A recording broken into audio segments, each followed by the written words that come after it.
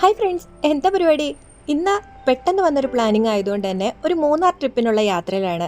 കുട്ടികൾക്ക് vacation start ചെയ്തു. ഞാൻ ഈ ഒരു വീഡിയോ എടുക്കുന്നത് ഏകദേശം ക്രിസ്മസിൻ്റെ അന്നാട്ടോ. അങ്ങനെ നമ്മൾ വെളുപ്പിന് പോന്നിട്ടുണ്ടായിരുന്നു. ഇന്നത്തെ നമ്മുടെ യാത്രയിൽ എൻ്റെ ഉപ്പിച്ചിയും ഉമ്മച്ചിയും ഉണ്ട് കേട്ടോ. നാത്തൂനും കുട്ടികളും ഇല്ല, അവർ കുട്ടികൾക്ക് സുഖമില്ലാത്തതുകൊണ്ട് അവരിന്ന് നൈസായിട്ട് നമ്മൾ ഒഴിവാക്കിയിട്ട് ഒരു ട്രിപ്പ് പോകാമെന്ന് വിചാരിച്ചു. അങ്ങനെ നമ്മൾ ഭക്ഷണമൊക്കെ കഴിക്കാനായിട്ട് പോയിട്ടുണ്ട് കേട്ടോ. നമ്മൾ റീൽസിലൊക്കെ ഒരുപാട് കണ്ടു, ഫേസ്ബുക്കിലൊക്കെ ഒരുപാട് കണ്ടു, മഞ്ഞ് വീഴുന്നതും മഞ്ഞ് ഭയങ്കരമായിട്ട് കണ്ടു. അപ്പോൾ ഈ ഒരു നവംബർ ഡിസംബറിലല്ലേ ഇങ്ങനെയുള്ള സ്ഥലങ്ങളൊക്കെ പോയി കാണണ്ടേ എന്ന് വിചാരിച്ചിട്ട് നമ്മൾ ഇന്ന് ഷോപ്പൊക്കെ അടച്ചിട്ട് നമ്മൾ പോയതാട്ടോ. വെയിലായിട്ട് ഇരിക്കാൻ പാടില്ലാത്ത അവസ്ഥയായിരുന്നു. നമ്മൾ മൂന്നാർ നല്ല പോകുന്ന വഴികളിലൊക്കെ അങ്ങനെ തന്നെയായിരുന്നു. നല്ല അത്യാവശ്യം നല്ല വെയിലുണ്ടായിരുന്നു. ആരാണാവോ ഈ റീലിലൊക്കെ പറഞ്ഞത്, ഇത് എത്രത്തോളം സത്യം ഉണ്ടെന്നൊന്നും അറിയില്ല. ഡിസംബർ 25-നാണ് ഞാൻ ഈ ഒരു ട്രിപ്പ് പോയത്. എന്തായാലും ഞാനൊരു മഞ്ഞ് കണ്ടില്ല. സാധാരണ മൂന്നാർ നമ്മൾ കാണാറുള്ള കോട പോലും കണ്ടിട്ടില്ല എന്നുള്ളതാണ് സത്യം. പിന്നെ എല്ലാ തവണയും പറയുന്ന പോലെ മൂന്നാർ എന്താ ഇതിന് മാത്രം കാണാനിരിക്കുന്നതെന്ന് പറഞ്ഞിട്ടുണ്ടെങ്കിൽ പോലും എല്ലാ വർഷവും മൂന്നാർ പോകുന്ന രീതി ഉള്ളതുകൊണ്ട് തന്നെ ഈ തേയിലയും മഞ്ഞും മലയൊക്കെ തന്നെയല്ലേ കാണാനുള്ളൂ. അപ്പോൾ വെറുതെ ഒരു യാത്രയായി എന്ന്. ഈ ഒരു മൂന്നാർ ട്രിപ്പിൽ നമ്മൾ മഞ്ഞ് മാത്രമല്ല പ്രതീക്ഷിച്ചിട്ടുണ്ടായിരുന്നത്, നല്ല ബ്ലോക്കും പ്രതീക്ഷിച്ചിട്ടുണ്ടായിരുന്നു. കാരണം എല്ലാ റീൽസുകളിലും പോണ കാര്യം പറഞ്ഞപ്പോഴും എല്ലാവരും പറഞ്ഞത് അത്യാവശ്യം നല്ല രീതിയിൽ ബ്ലോക്കും കാര്യങ്ങളും ഉണ്ടെന്നാണ്. എന്നാൽ നമുക്ക് അത്ര ഭയങ്കരമായിട്ടുള്ള ബ്ലോക്കൊന്നും നമുക്ക് രാവിലെ കിട്ടിയിട്ടുണ്ടായിരുന്നില്ല. പിന്നെ ഒന്ന് രണ്ട് സ്ഥലത്തൊക്കെ റോഡ് പണിയും കാര്യങ്ങളൊക്കെ ഉണ്ടായിരുന്നു. അപ്പം ഇതൊരു അവധി ദിവസം ആയതുകൊണ്ട് തന്നെ ഇത്രയും ബ്ലോക്കും കാര്യങ്ങളും ഉണ്ടെന്ന് പറഞ്ഞിട്ട് തന്നെ ഇങ്ങനെ ഒരു കൺസ്ട്രക്ഷൻ വർക്ക് ഇവിടെ നടക്കുന്ന എന്തിനാന്ന് ഞങ്ങളിങ്ങനെ പറയണ്ടായിരുന്നു കേട്ടോ. ശരിക്കും അത് ഒഴിവാക്കായിരുന്നു എന്ന് ഞങ്ങളിങ്ങനെ പറഞ്ഞ് യാത്ര തുടർന്ന് അത്യാവശ്യം കണ്ടോ, ഈ ഒരു വീഡിയോയിൽ കാണുമ്പോൾ തന്നെ മനസ്സിലാവും ആ വെയിലിൻ്റെ കാഠിന്യം. പിന്നെ അത്ര ചൂടൊന്നും ഇല്ല കേട്ടോ. ഇവിടുത്തെ വെയിലുണ്ടെങ്കിൽ പോലും നമുക്ക് അത്രയും ആവി എടുത്ത് ചൂടെടുക്കുന്ന ഒന്നും ഉണ്ടായിരുന്നില്ല. പക്ഷെ ഒരു കോട പോലും കാണാനില്ലാത്ത സങ്കടവും നിരാശയും ഒക്കെ ഉണ്ടായിരുന്നു. ശരിക്കും പറഞ്ഞിട്ടുണ്ടെങ്കിൽ ഈ മൂന്നാറിലെ റീൽസ് ഏറ്റവും കൂടുതൽ കാണുന്ന ഞാൻ തന്നെയാണ് മൂന്നാർ പോകാമെന്നുള്ള ഒരു അഭിപ്രായം പറഞ്ഞത്. അതുകൊണ്ട് തന്നെ ഈ ഒരു ട്രിപ്പ് എൻ്റെ തലയിലാവും എന്നുള്ളത് ഉറപ്പാണ്. അങ്ങനെ നമ്മൾ പോയി. അപ്പോൾ നമ്മൾ ഇടയ്ക്ക് എത്തിയപ്പം നമ്മുടെ ഫാമിലിയിൽ കസിൻ ബ്രദറൊക്കെ വട്ടവട പോയിട്ടുണ്ടായിരുന്നു 22-ാം തീയതി. അപ്പോൾ അവർ റിട്ടേൺ വരുന്നത് കമ്പം വഴിയാണെന്നൊക്കെ പറഞ്ഞ് നമുക്ക് കോൾ ചെയ്തുകൊണ്ടിരിക്കുന്നുണ്ടായിരുന്നു കേട്ടോ, നിങ്ങൾ എവിടെ എത്തിയെന്നൊക്കെ ചോദിച്ചിട്ട്. അങ്ങനെ നമ്മൾ മൂന്നാറിൽ നിന്ന് കമ്പത്തിനൊക്കെ പോകാം എന്നുള്ള ചെറിയൊരു പ്ലാനൊക്കെ ഉണ്ടായിരുന്നു. നമ്മൾ മൂന്നാർ ഒരു മഞ്ഞ് കൊണ്ടിട്ട് പോകാമെന്നുള്ളതായിരുന്നു. പക്ഷേ ഇവിടെ വന്നപ്പോൾ നമ്മുടെ കസിൻ ബ്രദർ വിളിച്ചതുകൊണ്ട് തന്നെ നമ്മുടെ പ്ലാനൊക്കെ ഒന്ന് ചെറുതായിട്ട് മാറ്റി നമുക്ക് കമ്പം വഴിയും ഒന്ന് പോകാമെന്ന് വിചാരിച്ചു. ഇടയ്ക്ക് നമ്മൾ ഒന്ന് രണ്ട് വ്യൂ പോയിൻ്റ് ഒക്കെ കണ്ടപ്പോൾ ഫോട്ടോ മസ്റ്റാണല്ലോ, അപ്പോൾ അത് കാരണം നമ്മൾ ഫോട്ടോ എടുക്കാനൊക്കെ ആയിട്ട് ഒന്ന് ഇറങ്ങിയിട്ടുണ്ട്. സത്യം പറഞ്ഞിട്ടുണ്ടെങ്കിൽ ബ്രദറിൻ്റെ കുട്ടികളെ കൊണ്ടുവരാത്തതിൽ ചെറിയൊരു വിഷമമുണ്ട് കേട്ടോ. അപ്പം ഒരു തണുപ്പും നല്ല യാത്രയും ഒക്കെ ആയതുകൊണ്ട് അവർക്ക് അല്ലെങ്കിൽ തന്നെ ചെറിയ ഇൻഫെക്ഷനും കാര്യങ്ങളും ഉള്ളതുകൊണ്ട് തന്നെ നമ്മളൊരു മഞ്ഞുണ്ട് എന്നുള്ളൊരു പ്രതീക്ഷയിലാണ് ആ യാത്രയിൽ നമ്മൾ ഒഴിവാക്കിയിട്ടുണ്ടായിരുന്നത്. പക്ഷേ ഇത്രയും വെയിലും ചൂടുവന്ന് അറിഞ്ഞിരുന്നെങ്കിൽ കുട്ടികൾക്ക് കുഴപ്പമൊന്നും ഉണ്ടാവില്ലായിരുന്നു എന്ന് ഓർത്തു. ക്രിസ്മസ് അല്ലേ, നമ്മൾ വണ്ടിയിലിരുന്നും കേക്ക് മുറിച്ചു, ലൈറ്റിൻ്റെ അടിപൊളി പ്ലം കേക്കൊക്കെ കഴിച്ചു കേട്ടോ നമ്മൾ. അങ്ങനെ നമ്മുടെ യാത്ര തുടരാണ്. നമ്മളിടയ്ക്ക് ഒന്ന് രണ്ട് വ്യൂ പോയിൻറ്റുകളും കാര്യങ്ങളൊക്കെ കണ്ടു. ഈ പറഞ്ഞതുപോലെ ഒരു വ്ളോഗിൽ ഉൾപ്പെടുത്താൻ പറ്റുന്ന ഒരു ഭയങ്കരമായിട്ടുള്ള കാഴ്ചകളൊന്നും മൂന്നാറില്ല എന്നുള്ള കാര്യം നിങ്ങൾക്ക് അല്ലാതെ തന്നെ അറിയാലോ. അങ്ങനെ നമ്മൾ ഫാമിലിയിലെ തപ്പി പിടിച്ചിട്ടുണ്ട്. നമ്മുടെ കസിൻ ബ്രദർ വന്നു.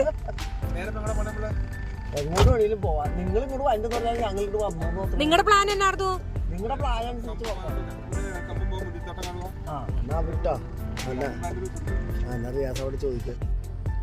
നമ്മൾ എത്രയൊക്കെ സന്തോഷമുണ്ടെങ്കിലും നമ്മുടെ യാത്രകൾ എത്ര സന്തോഷമാണെങ്കിലും നമ്മുടെ ഫാമിലി കൂടെ ഉള്ളപ്പോഴാണ് നമുക്ക് ആ ഒരു സന്തോഷം ഉണ്ടാവുള്ളൂ. ഇപ്പോൾ ഇത് കൂടെയുള്ളത് ഉമ്മച്ചിയുടെ സിസ്റ്റർ മൂത്തുമ്മച്ചിയും ഫാമിലിയായിട്ട് കൂടെയുള്ളത് ഇക്കായും കുട്ടികളൊക്കെയാണ് കൂടെയുള്ളത്. ശരിക്കും പറഞ്ഞിട്ടുണ്ടെങ്കിൽ എല്ലാവരും ഒന്നിച്ചു പോകുന്ന യാത്ര എന്ന് പറയുന്നത് വേറെ തന്നെയല്ലേ. എനിക്കെപ്പോഴും സന്തോഷം അത് തന്നെയാട്ടോ. നല്ല ഓളം വെച്ച് സന്തോഷമായിട്ട് അങ്ങനെയൊക്കെ പോകാനാണ് ഏറ്റവും ഭയങ്കര സന്തോഷം.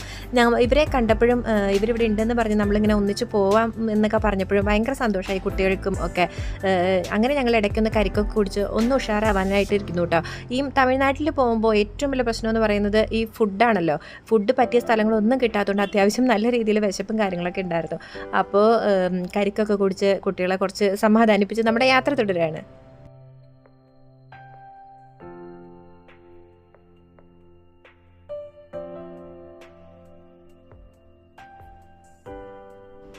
അങ്ങനെ നമ്മൾ കമ്പത്ത് മുന്തിരിത്തോട്ടമൊക്കെ കാണാനായിട്ട് പോവാണ്. ഇവിടെ അത്യാവശ്യം നല്ല തിരക്കുണ്ടായിരുന്നു കേട്ടോ. നല്ല ബ്ലോക്കും കാര്യങ്ങളും നല്ല തിരക്ക് ഉണ്ടായിരുന്നു. രണ്ട് സൈഡിലായിട്ട് നമുക്ക് മുന്തിരിത്തോട്ടം ഉണ്ടെങ്കിൽ പോലും അത്യാവശ്യം നല്ലൊരു തിരക്ക് ഇവിടെ ഉണ്ടായിരുന്നു.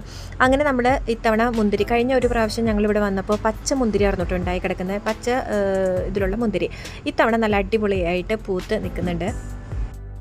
ഒന്ന് രണ്ട് തവണ ഇവിടെ വന്നിട്ടുണ്ട്, കണ്ടിട്ടുണ്ടെങ്കിലും ഇങ്ങനെ പുത്ത് ഇങ്ങനെ മുന്തിരി ഒരുപാട് ഇങ്ങനെ വിളഞ്ഞ് നിൽക്കുന്നത് കാണുമ്പോൾ നമുക്കൊരു സന്തോഷമല്ലേ, അത് വീഡിയോ എടുക്കാനും ഫോട്ടോ എടുക്കാനൊക്കെ ഭയങ്കര സന്തോഷമല്ലേ. അങ്ങനെ ഒരു കുറച്ച് സ്പേസിലായിട്ട് നമുക്ക് ആളുകൾക്കൊക്കെ നിന്ന് ഫോട്ടോ എടുക്കാനും ഒക്കെ പറ്റുന്ന രീതിയിൽ, പറിക്കാൻ പറ്റില്ല, അവർ വളരെ ശ്രദ്ധയോടുകൂടി നോക്കുന്നുണ്ട്, ഫൈനുണ്ട് എന്നൊക്കെ പറയുന്നുണ്ട്.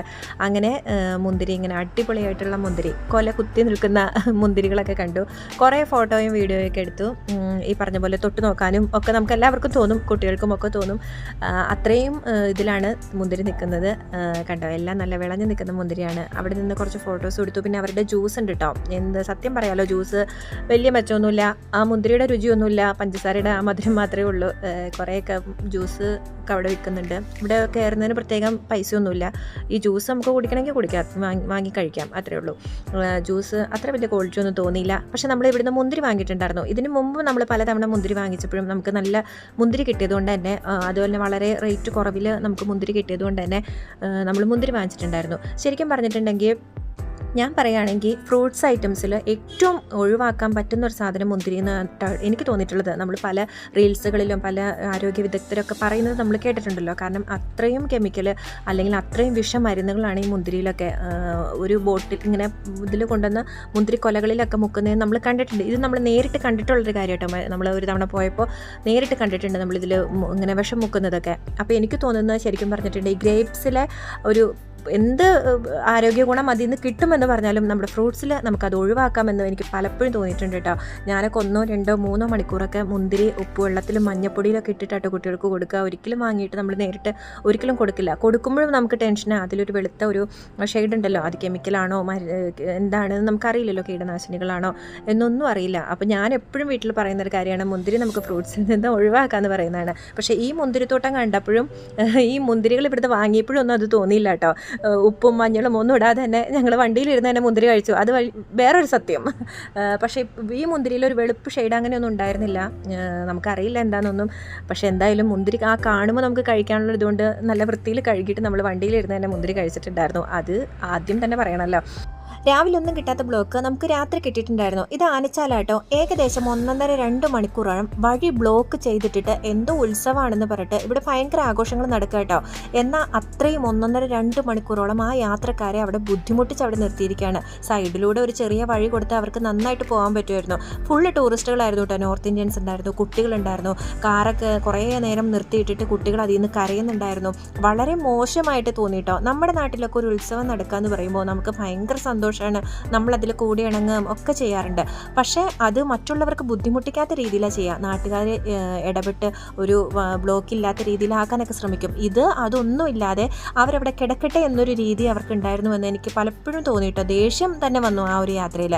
സത്യം പറഞ്ഞിട്ടുണ്ടെങ്കിൽ ഒരുപാട് പേര് കുട്ടികളിലും ഒക്കെ ഇറങ്ങി, സ്ത്രീകളൊക്കെ ഇറങ്ങി നിൽക്കുന്നുണ്ടായിരുന്നു. അവരെന്തൊക്കെയോ കാണിച്ചു. കാരണം നമുക്ക് ആ ഒരു ഉത്സവം ആസ്വദിക്കാനേ പറ്റിയില്ല. എന്തൊക്കെയോ കോപ്രായം കാണിക്കുന്ന പോലെ കാണിച്ചു എന്ന് തന്നെ പറയാം. നമ്മളും ഈ നാട്ടിൽ എന്ത് നല്ല അമ്പലങ്ങളിലൊക്കെ ഉത്സവങ്ങളൊക്കെ നമ്മളും കണ്ടിട്ടില്ലേ. പക്ഷേ ഇത് വളരെ ബുദ്ധിമുട്ടിച്ചൊരു പരിപാടി ഇന്നായിട്ട് നമ്മൾ കാണുന്നത്. നമ്മുടെ യാത്രയിൽ ഈ ഒരു ഇത് ഒഴിച്ചിട്ടുണ്ടെങ്കിൽ യാത്രയൊക്കെ എന്തായാലും അടിപൊളിയായിരുന്നു. ഇതൊക്കെ തന്നെയായിരുന്നു ഇന്നത്തെ വിശേഷം. വീഡിയോ കാണുക, ചാനലൊന്ന് സബ്സ്ക്രൈബ് ചെയ്യുക. അടുത്ത കുഞ്ഞു വിശേഷങ്ങളായിട്ട് കാണാം. Thank you, bye bye.